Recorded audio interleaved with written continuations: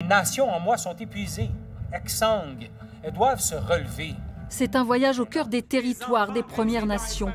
Une plongée dans l'histoire du Québec, la colonisation des territoires et de la pensée. Le long silence sur le génocide. Philippe Ducrot est allé à la rencontre des communautés autochtones. A vécu avec eux, récolté des témoignages. Depuis 1980, 1600 femmes autochtones ont disparu ou ont été assassinées. Faire voir l'invisible, déterrer les vérités. Les enfants envoyés de force dans les pensionnats pour tuer l'Indien en eux. Les parents ne savent pas comment élever leurs enfants. Ils n'ont pas eu d'enfance. Ils frappent puis ils gâtent. Les enfants sont des rois battus. Alors ils se suicident. Ils boivent jusqu'à la mort. Faire entendre les mots de la langue oubliée.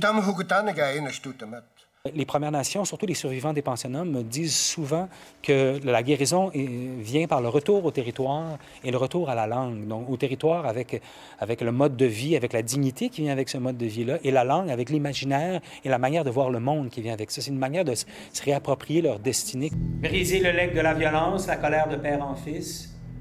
Oublier les soupers glacés, l'humiliation passive, le mépris. Le tabac part au vent.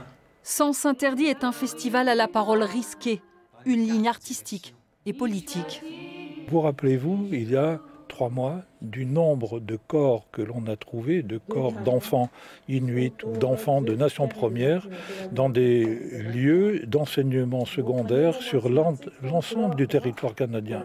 Parce que les lieux d'enfermement conduisent toujours aux mêmes choses. C'est indigné, c'est aussi peut-être pour secouer une indifférence. Tout le racisme banal, entre les mots, au supermarché, au cinéma, au travail. Tout le paternalisme et le mépris délicat hurlent en nous. Briser les clichés par la force de la tradition orale. Entendre le vécu de femmes et d'hommes à la mémoire bafouée.